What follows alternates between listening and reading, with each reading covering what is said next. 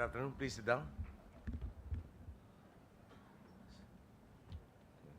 Secretary Laila de Lima, Secretary Rosie Alcala, Secretary Voltaire Gasmin, Representative Jesse Lapus, Representative Anton Lagdameo, Magtanggol Gunigundo, and Nur Jafar, Mayor Aldrin of Muntinlupa, Director Gaudencio Pangilinan, the Bureau of Corrections Board of Advisors, led by Mrs. Bea Sobel de Ayala, Mr. Justice Stanislao, Mr. Ramon Ang, Dean Cesar Villanueva, Mr. Paul Schaefer, Mr. Jean Daniel To, Mr. Sebastian Borgoyen, officials of the Bureau of Corrections, local government officials present, fellow workers in government, honored guests, mga minamahal ko pong kababayan, magandang hapon po sa inyo lahat.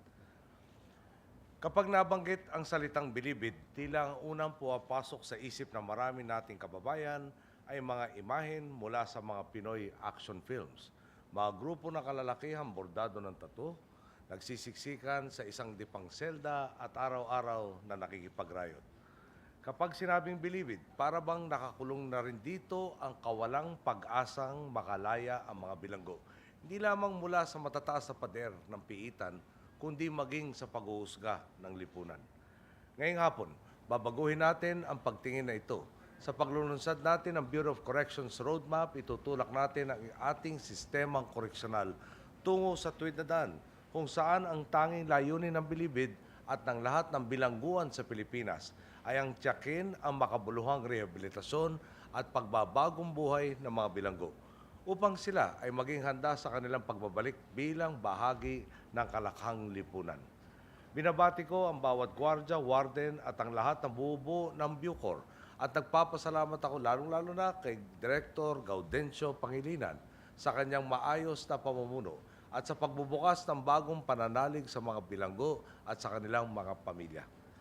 Sa kabila ng bigat ng iyong responsibilidad, sa kabila ng mga hamon na araw-araw mong kinakaharap, patuloy kang naninindigan para itaguyod ang kapakanan ng mga kababayan nating nasa loob ng bilangguan. Nais rin natin bigyang pakilala ang mga magiging bahagi ng Bucor Board of Advisors mula sa iba't ibang sektor.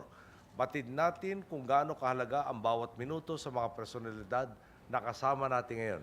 At ang pagtanggap nila sa panibagong responsibilidad ay patunay sa kanilang wagas na hangaring maging kabalikat ng pamahalaan sa pagdudulot ng pagbabago sa ating bayan.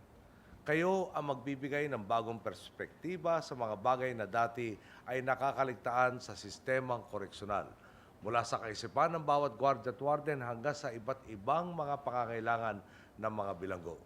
Buong tiwala ko magagampanan ninyo ang inyong tungkulin ng may dedikasyon at katapatan upang sa lalo madaling panahon, matagumpay nating mabago hindi lamang ang mismong sistemang koreksyonal ng Pilipinas, kundi maging ang pagtanaw ng ilang mamamayan sa kanilang kapwa Pilipino na nasa loob ng bilangguan.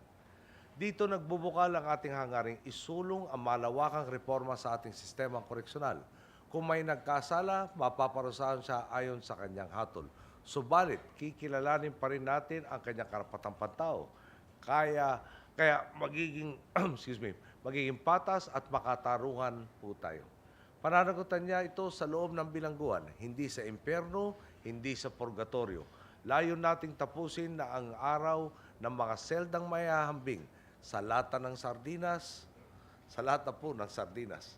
Hangad nating wakasan na ang pambabaliwala sa kalusugan at karapatan ng mga nakakabilanggo. Nais nating putulin na ang talamak na kuntsabahan at palakasan na may mga impluwensyang tao. 9,000 lang po dapat ang kapasidad ng New Bilibid Prison. Subalit sa kasalukuyan, humigit kumulang 20,000 katao po ang nakakulong dito. Ibig sabihin, ang seldang panlimang tao, 12 o 13 ang nagsiksiksikan dito. Ang isang pirasong isda na sapat lang dapat na pananghalian ng isa, paghahatian pa ng 3 magkakakosa. Kaya naman, kasalukuyan nang inaayos ang planong paglilipat ng New Bilibid Prison sa mas angkop na lokasyon upang ang NBP ay maging isang mas malawak at mas maepektibong koreksyonal na pasilidad. Pinag-aaralan na lamang po kung saan pansamantalang ililipat ang ilang bilanggo upang mas maging maayos ang kanilang pagpasok sa kanilang bagong tahanan. Nagpapatayo na rin ng mga karagdagang gusali sa mga kulungan sa iba't ibang bahagi ng bansa. Hindi ito katulad ng mga kontrobersyal na kubol na pinapatayo at tinutuluyan lamang ng may makakayang inmates. Sa halip, magagamit na ito ng kahit sinong bilanggo, mayaman man o mahirap, sang-ayon sa pamantayang inalatag ng tanggapan. Sa makatwid, Bucor mismo ang may kakayahang magdikta kung kailan ito maaaring gamitin at kung sino ang gagamit ito. Maliban dito, sinisimulan na rin ilipat sa ibang pasilidad gaya ng PMA ang mga bilanggong malapit ng lumaya upang magsilbing maintenance workforce. Habang nababawasan ito ang pagsisiksikan sa mga selda, nagsisilbing lunsaran rin ito ng mga bilanggo upang maihanda sila sa mga hamon na kakaharapin nila sa kanilang paglaya. Nakatutok rin tayo sa kanilang kalusugan at nutrisyon. Kaya naman dumadaan sa tamang proseso ang pagpili sa kung sino ang maghahanda ng sapat at masustansyang pagkain ng mga bilanggo. Higit sa lahat, patuloy tayong naglulunsad ng iba't ibang programang pangkabuhayan sa mga kulungan na maaari nilang kapulutan ng bagong mga abilidad at karunungan. Layong kasi nating masiguro na sa kanilang paglaya, handa at may kakayahan silang sumabay sa agos ng lipunan sa produktibong, malusog at tuwid na paraan. Sa isang pagpupulong, nakarating din sa akin ang balitang may mga presong tapos na dapat ang sentensya at matagal nang dapat ay nakalaya, subalit nakakulong pa rin sila. Ang dahilan, nakasulat pa rin sa mga index cards ang ilang datos sa kanilang hatol. Nadodoktor ang mga dokumento dahil walang maayos na sistema at nagkukulang sa koordinasyon ng mga tanggapang dapat ay nag-aasikaso dito. Bilang tugon, ang DOJ, inatasan na natin ang DOJ para madaliin ang pagpasok ng mga datos at impormasyong isasama sa National Justice Information System na siyang nagsisilbing database na lilikom at magtutugma sa mga impormasyon mula sa iba't ibang ahensya ng pamahalaan. Sa pamamagitan nito, masisiguro nating malinaw at mas madaling mahanap ang mga impormasyong hinahagilap ng ibang katuwang na tanggapan. Higit sa lahat, maiwasan din ang pagduduktor sa mga dokumento ukol sa sentensya ng mga bilanggo. Sa makatwid, kung 6 na taon ang sentensya kay Pedro, sa ika-6 na taon siya mismo lalaya. Walang labis, walang kulang. Siyempre, mahirap isakatuparan ito kung wala namang sapat na gamit at hindi naman dumadaan sa angkop na pagsasanay ang ating mga gwardya at warden.